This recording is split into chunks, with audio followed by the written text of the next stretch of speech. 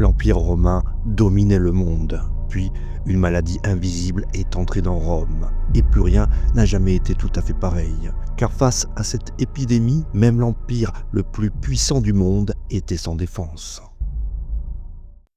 Une étrange maladie. Au milieu du IIe siècle après Jésus-Christ, l'Empire romain traverse une période de stabilité et de puissance rarement égalée. Son territoire s'étend de la Bretagne jusqu'à l'Égypte, des rives de l'Atlantique jusqu'aux frontières de la Mésopotamie. Les routes sont entretenues, les échanges commerciaux intenses et les villes pleines. Rome domine l'espace méditerranéen depuis des générations et pour beaucoup de ses habitants, cet ordre paraît presque naturel. Puis, vers les années 165 ou 166, quelque chose commence à se répandre. Ce n'est ni une armée ennemie, ni une révolte provinciale. C'est en fait une maladie. Et cette maladie, elle avance lentement mais sûrement, sans se soucier des frontières, des fortifications ou du rang social. Elle touche les campagnes comme les grandes villes, les soldats comme les civils. Elle s'installe au cœur même de l'Empire, à un moment où celui-ci se pense solide, organisé, presque indestructible. Les historiens modernes appellent cette épidémie la peste antonine, du nom de la dynastie impériale au pouvoir. Les contemporains, eux, n'avaient pas de terme précis. Dans le monde romain, toute maladie violente et rapidement contagieuse était simplement qualifiée de peste, sans distinction claire entre les causes ou les symptômes. À Rome, un homme observe la situation de très près, il s'appelle Galien. Galien est un médecin grec formé dans les grandes traditions médicales de l'Antiquité. Il exerce à Rome et devient le médecin personnel de l'empereur Marc Aurèle. Cela le place au cœur du pouvoir, mais aussi au cœur de la crise. Contrairement à beaucoup d'autres, Galien écrit ce qu'il voit, note les symptômes, décrit l'évolution de la maladie chez ses patients. Ces observations, même fragmentaires, constituent aujourd'hui l'une de nos principales sources pour comprendre cette épidémie. Il faut dire que ce qu'il écrit est déroutant. Les malades souffrent d'une forte fièvre, mais lorsque quelqu'un les touche, leur peau ne semble ni brûlante, ni particulièrement chaude. Le corps paraît calme à l'extérieur, alors qu'il est ravagé à l'intérieur. Peu après, de petites taches rouges apparaissent sur la peau. Elles se multiplient, couvrent progressivement tout le corps, puis évoluent en éruptions plus marquées. Avec le temps, ces lésions se transforment en cloques, puis en croûtes épaisses. Chez certains malades, ces croûtes finissent par tomber et la peau guérit, parfois en laissant des marques durables. Chez d'autres, par contre, l'état s'aggrave. Galien remarque aussi un signe qu'il juge extrêmement préoccupant. En effet, chez de nombreux patients, les selles deviennent noires. Pour lui, c'est presque toujours un mauvais présage.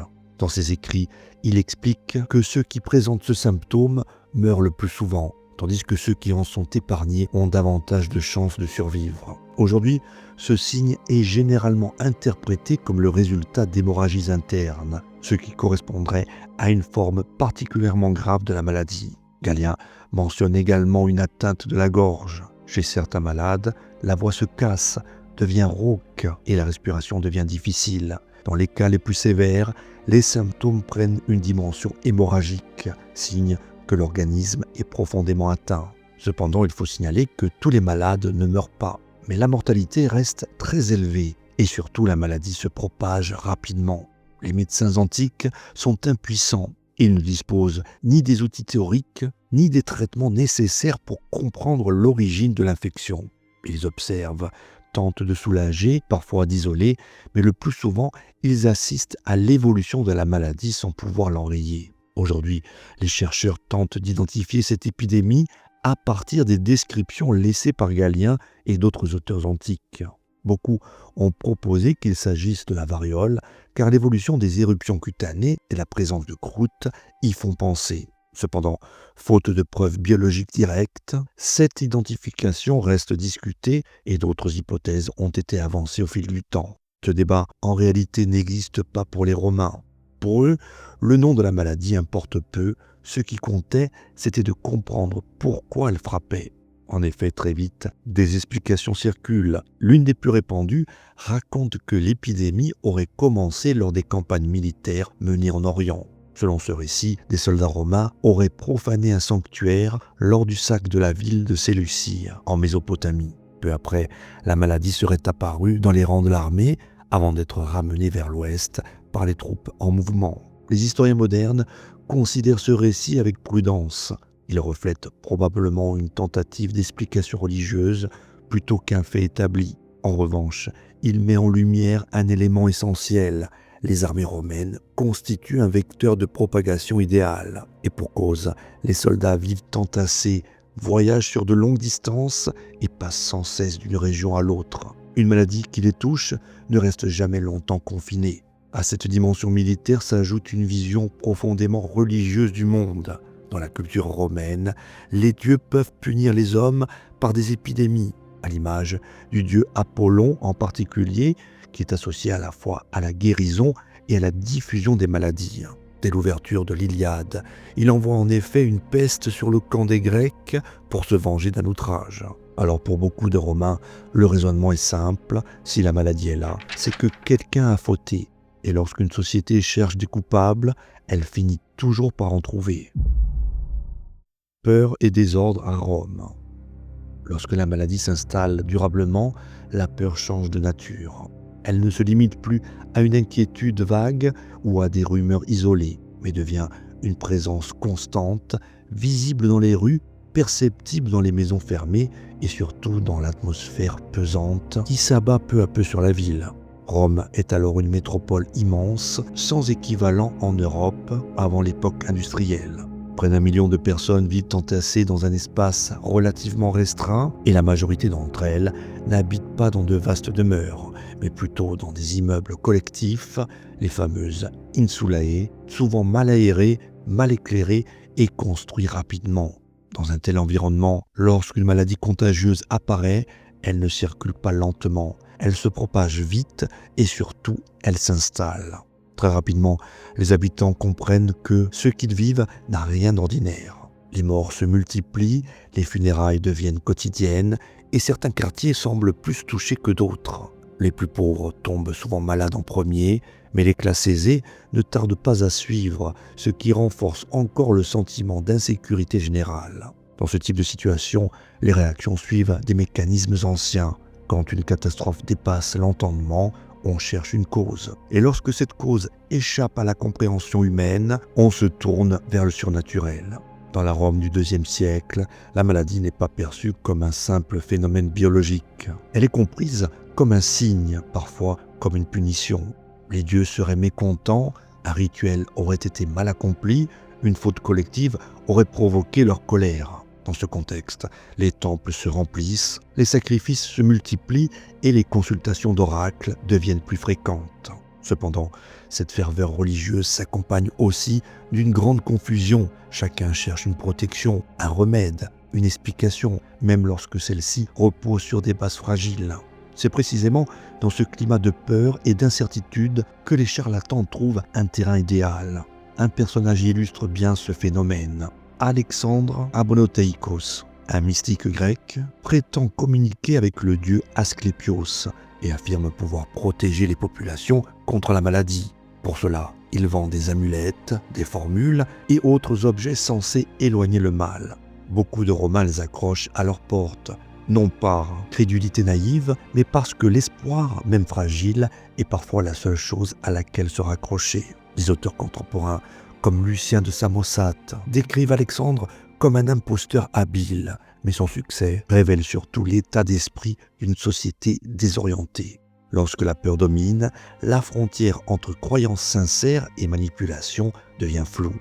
Dans cette atmosphère tendue, la recherche de responsables s'intensifie. Certains groupes deviennent des cibles toutes désignées. Les chrétiens, déjà marginalisés dans la société romaine, attirent rapidement la suspicion. Ils refusent de participer au culte traditionnel, n'honorent pas les dieux de la cité et se tiennent à l'écart de nombreuses pratiques religieuses. Pour beaucoup de Romains, cette attitude suffit à expliquer la colère divine. Dans un contexte de crise sanitaire majeure, la différence religieuse devient un danger potentiel et la violence un moyen de rétablir un ordre supposément menacé.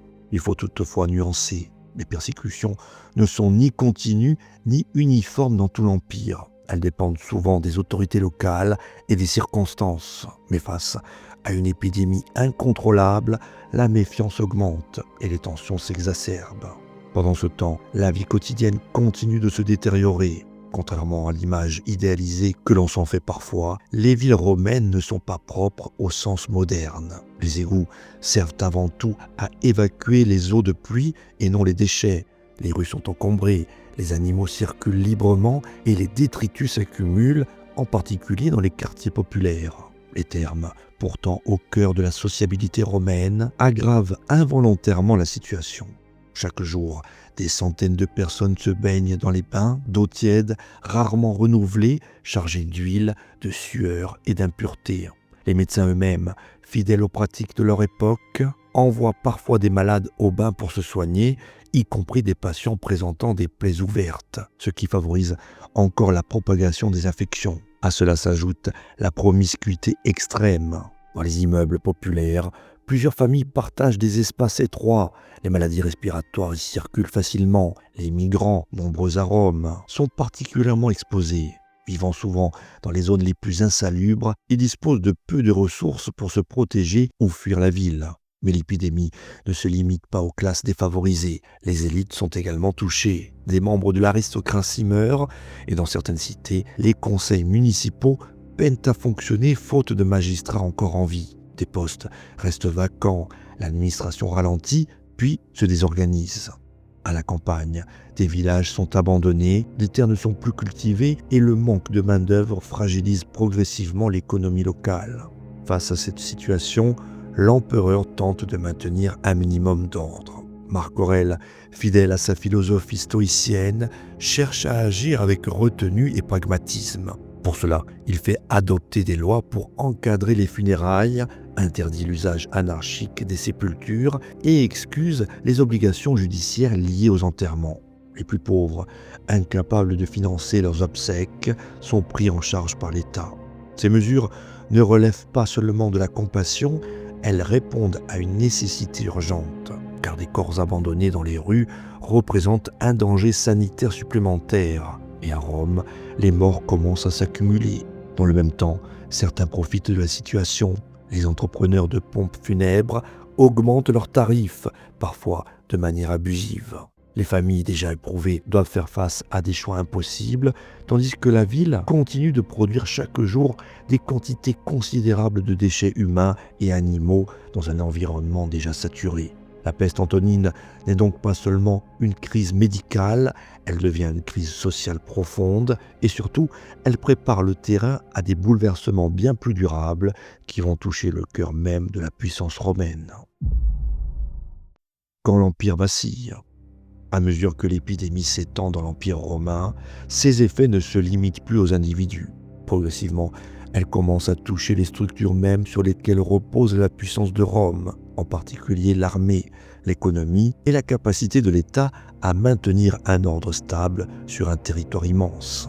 Il faut rappeler qu'au moment où la peste antonine se diffuse, l'Empire n'est pas en paix. Depuis plusieurs années déjà, Rome est engagée dans des conflits coûteux, notamment le long du Danube, face à plusieurs peuples germaniques. Ces guerres exigent des effectifs nombreux, une logistique solide et des ressources financières constantes.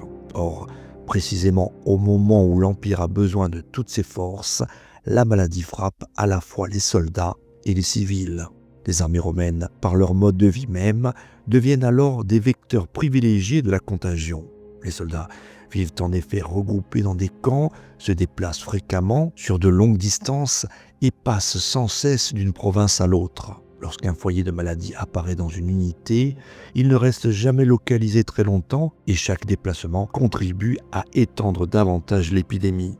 Peu à peu, les conséquences se font sentir. Les effectifs diminuent, non seulement en raison des combats, mais aussi à cause des décès et des incapacités provoquées par la maladie.